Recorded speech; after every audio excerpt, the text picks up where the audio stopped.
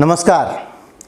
आज 43 लाख लोगों को कोरोना की वैक्सीन लगा दी गई। 43 लाख लोगों को कोरोना की वैक्सीन लगा दी गई। जी हाँ, 43 लाख, यानी 250 रुपये प्रति डोज के हिसाब से 100 करोड़ 75 लाख। एक दिन में 100 करोड़ 75 लाख रुपए की दवा इंजेक्ट कर दी गई। जब इतनी मोटी रकम शामिल हो तो कैसे ना सबको प्यार आ जाए और कैसे ना सब लोग इस कोशिश में लग जाएं कि किसी भी तरह से ज़्यादा वैक्सीन बेच ली जाए, इससे पहले वैक्सीन पे कोई मुसीबत आए। मुसीबत कैसे आएगी मैं आपको बाकी वीडियोज़ में बता चुका हूँ कि बहुत सारे देशों में इस पर प्रतिबंध लग चुका है, लगातार इस पर सवाल उठ रहे हैं। आगे हमारी सरकार वैक्सीन का बचाव क्यों कर रही है, ऑक्सफोर्ड एस्ट्राजेनेका का उनका रिसर्च है, हमारे यहाँ तो केवल बन रही है। उन सब चीज़ों पे आऊँगा। बड़ा डिटेल वीडियो है, बहुत फोकस्ड है, ज़्यादा समय भी नहीं लूँगा, झटपट बातें बताऊँगा। चैनल को सब्सक्राइब कर लीजिए, फिर आगे बढ़ते हैं। नमस्कार, मैं हूँ गिरीश। बताइए कि सरकार अगर चाहे तो कल 30 से 35 रुपये पेट्रोल का दाम कम हो सकता है। जुड़े हैं, कम लोग जुड़े हैं, होगा। कई बार हम अपने दिमाग के जो सवाल हैं ना, उनको नज़रअंदाज कर देते हैं। बेहद दर्दनाक, बेहद शर्मनाक और दिल दहलाने वाली दास्तान है। जो गरीब आदमी है उसके लिए रेल में यात्रा करना करीब नामुमकिन हो जाएगा। नमस्कार, जय हिंद।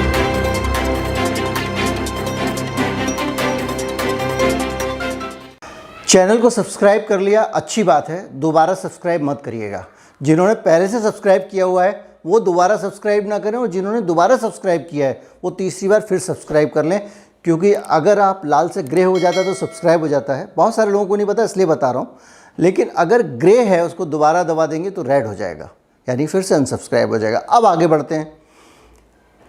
जब मैं आपसे कह रहा हूँ कि 100 करोड़ 75 लाख रुपए की वैक्सीन एक दिन में लगा दी गई है, तो आप इससे उस कंपनी का मुनाफा है उसकी कल्पना कर सकते हैं। वैक्सीन एक ऐसी चीज़ है जिसमें बहुत लंबा R&D नहीं लगता, उसके लिए बहुत रिसर्च एंड डेवलपमेंट में का लंबा समय नहीं लगता है।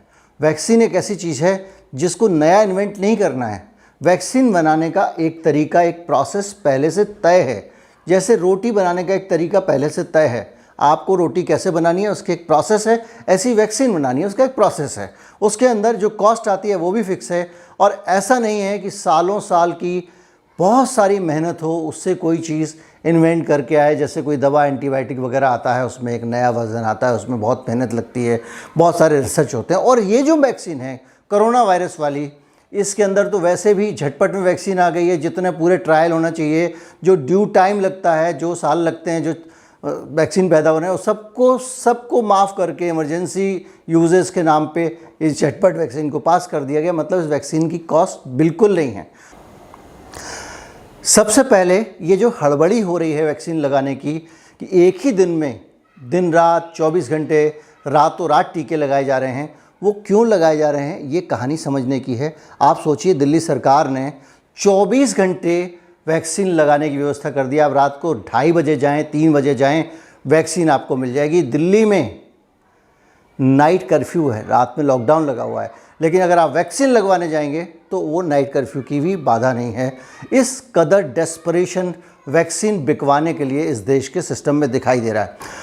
ये जो डेस्परेशन है, दिन रात वैक्सीन लगाई जा रही है, जगह जगह पे हर तरफ से लगा हुआ है सिस्टम, उसकी वजह है, उसकी एक सबसे बड़ी वजह ये है कि लगातार जो हमारे हिंदुस्तान की कोविशील्ड वैक्सीन है, उस वैक्सीन पे तरह तरह से बहुत सारे सवाल उठ रहे हैं, हर तरफ से सवाल उठ रहे हैं। और कोविशील्ड के ऊपर सबसे बड़ा जो सवाल उठ रहा है वो ये है कि उसके कारण क्लॉटिंग होती है और बहुत सारे लोग मर चुके हैं। ब्रिटेन की सरकार ने 7 लोगों की, जो वहाँ का ड्रग कंट्रोलर है, उसे 7 लोगों के मरने की पुष्टि की है क्लॉटिंग के कारण। 12 देश यूरोप के उसके ऊपर रोक लगा चुके हैं, कनाडा उस पर रोक लगा चुका है, ऑस्ट्रेलिया उस पर रोक लगा चुका है, ब्राज़ील में सवाल उठ चुके हैं। तो कुल मिला के धीरे धीरे इस वैक्सीन पर सबकी निगाहें हैं। इस वैक्सीन की तरफ से सफाई देने जिन्होंने बनाया ऑक्सफोर्ड, वो तो सफाई देगा ही देगा, वो कह रहा है चलो ठीक है, लेकिन उस वैक्सीन की तरफ से सफाई हमारी अपनी भारत की सरकार भी दे रही है। भारत की सरकार की तरफ से प्रेस कॉन्फ्रेंस की गई 2 दिन पहले, और उसमें ये कहा गया कि वैक्सीन जो है वो सेफ़ है लोगों के लिए, लेकिन कुछ खास शब्दों के साथ कहा गया।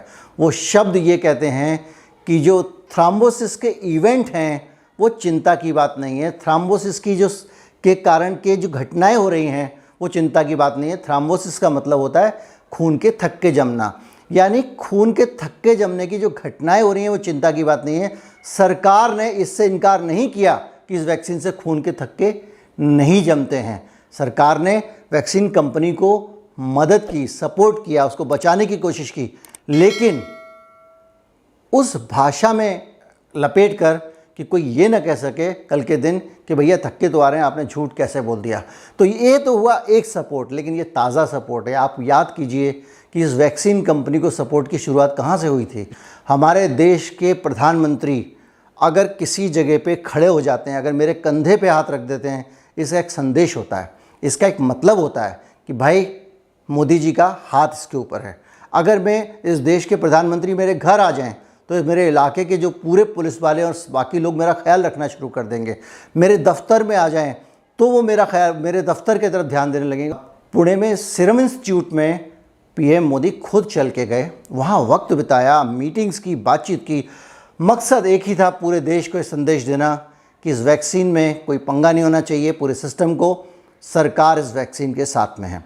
और वो संदेश जो दिया सरकार ने वो लगातार चला आ रहा है। और हौसले देखिए कि पुणे इंस्टीट्यूट का जो सीरम इंस्टीट्यूट का जो मालिक है आधार पूनावाला, वो नेशनल टेलीविज़न पे बैठ के बोलता है कि इस हिंदुस्तान में एक संरक्षण बहुत ज़रूरी है कि देश की कोई भी अदालत, कोई भी कोर्ट जो संविधान बनाती है, वो हमारे खिलाफ अगर मुकदमा आए तो उसकी सुनवाई ना करे। नहीं, अभी तो हम सरकार से सिर्फ उम्मीद कर रहे हैं कि मैन्युफैक्चरर लोगों को जरा प्रोटेक्शन दीजिए कि कुछ लॉसूट नहीं हो सके, और वैक्सीन का जो प्रोग्राम है बंद नहीं होना चाहिए। ऐसा नहीं होना चाहिए कि कोई हमारे खिलाफ जाए और बोले अरे वैक्सीन हमें कमज़ोर बना रही है और कुछ हो रहा है। और ऐसा नहीं होना चाहिए कि कोई जज कोई स्टेट में बोले कि नहीं, जब तक इन्वेस्टिगेशन खत्म ना हो हम वैक्सीन प्रोग्राम को पॉज कर रहे हैं, बंद कर रहे हैं, सस्पेंड कर रहे हैं। ये बहुत बड़ी रिस्क है गवर्नमेंट को और हमारे देश के लोगों को। इसीलिए हमने गवर्नमेंट से मांग ये की है कि सिर्फ पेंडेमिक के टाइम में ये 2 साल के लिए वैक्सीन मैन्युफैक्चरर्स के खिलाफ कोई भी लीगल एक्शन उठा नहीं सकना चाहिए, कोई भी आम आदमी को, कॉर्पोरेशन को, किसी को भी, क्योंकि वैक्सीन प्रोग्राम्स बंद नहीं होने चाहिए। आप कल्पना कर सकते हैं पूनावाला साहब जो है वो किस तरह की अपेक्षा इस मुल्क से कर रहे हैं कि मेरी वैक्सीन पे अगर कोई सवाल उठता है तो कोई कोर्ट भी किसी स्टे ऑर्डर को ना माने। और अब इलाहाबाद हाई कोर्ट ने तो यूपी गवर्नमेंट से कह दिया कि साहब जो है वो उनकी नज़र थी, तो कोर्ट ने भी बल्कि आगे बढ़ के उनके पक्ष की ही बात कह दी कि भाई सभी को टीका लगाने के बारे में यूपी सरकार कुछ कार्रवाई करे, कुछ काम करे। ये सरकार से उन्होंने अपील की है कोर्ट ने। बहरहाल, लेकिन इतना ज़्यादा जब सपोर्ट सिस्टम हो तो उसके बाद में और इतने हौसले हों तो उस पूरे सपोर्ट सिस्टम में किसकी हिम्मत है क्लॉटिंग कर रही बात कह के वैक्सीन पे रोक लगा दे। लेकिन दुनिया बहुत बड़ी है, ग्लोबल ज़माना है। आप सोचिए कि एक कंपनी जो है अगर उस पर 12 देश रोक लगा देते हैं उस कंपनी की वैक्सीन पे, अगर उस वैक्सीन पे बहुत सारी जगहों पे बात होने लगती है तो आज हो सकता है WHO ने उस वैक्सीन का बचाव किया हो, लेकिन WHO कितने दिन रुकेगा, आखिर उस पर रोक लग सकती है। तो इससे पहले मेरे इलाके में मेरी दुकान पे रेड पड़े, मैं ज़्यादा से ज़्यादा गांजा बेच लेना चाहता हूँ। कोई भी दुकानदार इससे पहले कि पुलिस वाले आए, जो खड़ा होता है ना फ्ली मार्केट में सड़क किनारे, वो चाहता है उससे पहले उसका माल निकल जाए। और उस माल को निकालने में लगातार मदद कौन कर रहा है? हमारा सिस्टम कर रहा है।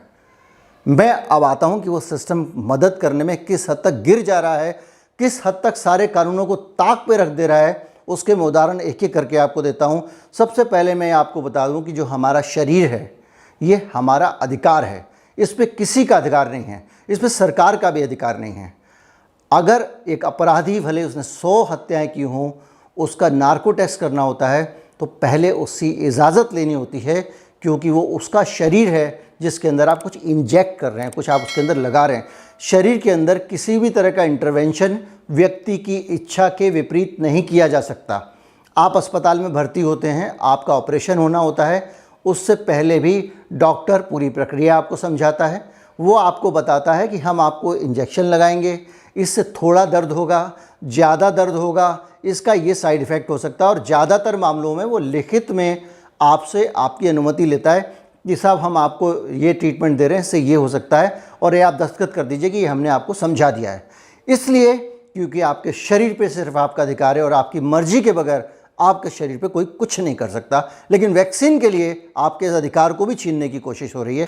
भारत की सरकार ने केंद्रीय कर्मचारियों से कहा है, एडवाइस शब्द का इस्तेमाल हुआ है। एडवाइस वो सलाह होती है जिसको मानना होता है। एडवाइस दी है कि आप जो है अपने, अगर 45 साल से ज़्यादा हैं तो आप वैक्सीन लगवा लें।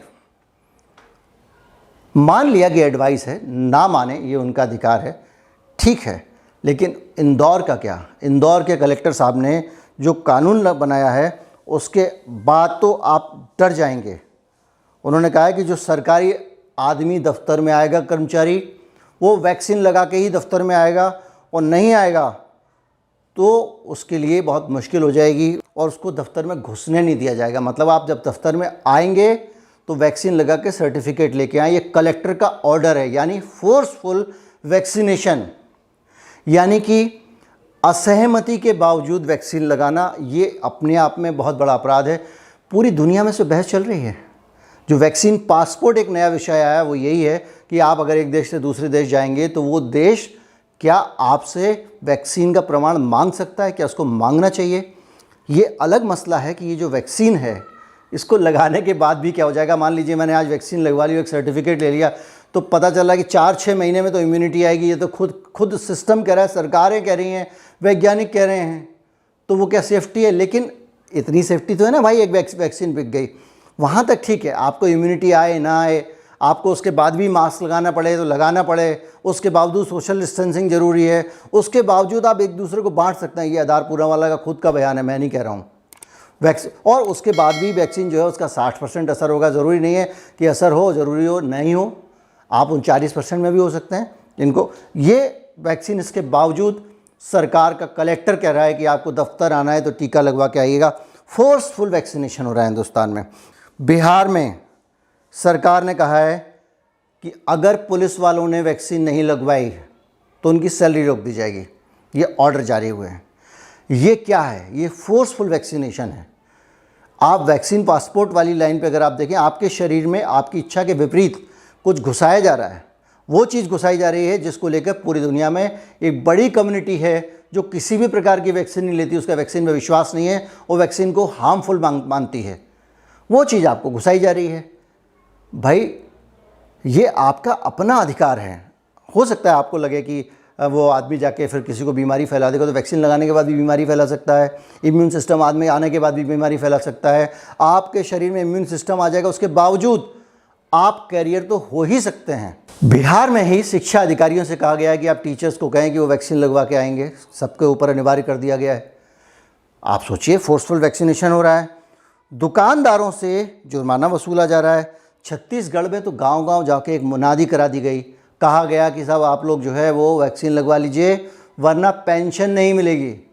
पता चला लोग लटक लटक के गाड़ियों में पहुंच गए वैक्सीन लगवाने के लिए। अफरा तफरी मच गई। क्या हुआ कि सरकार ने मुनादी करा दी थी कि अगर आपने वैक्सीन नहीं लगवाई तो आपको पेंशन नहीं मिलेगी। लोग बेचारे जिनको पेंशन चाहिए थी, जिनको नहीं मिलती थी, वो भी चले गए कि वैक्सीन लगवा लूँगा, हो सकता है मुझे मिल जाए। इस तरह का फोर्सफुल वैक्सीनेशन हिंदुस्तान में हो रहा है। लोगों को मजबूर किया जा रहा है। सिर्फ इसलिए किया जा रहा है कि लोगों को लगता है कि ज़्यादा से ज़्यादा वैक्सीन बिकनी चाहिए। जो कंपनियां हैं उनके रिप्रेजेंटेटिव पूरे देश में होते हैं, वो क्या पता उनको वहाँ पे प्रभावित कर रहे हैं नहीं कर रहे हैं, इस बारे में कोई टिप्पणी इसलिए नहीं करूँगा, मेरे पास कोई प्रमाण नहीं है, लेकिन मैं अनुमान लगा सकता हूँ, हो सकता है कर रहे हूँ।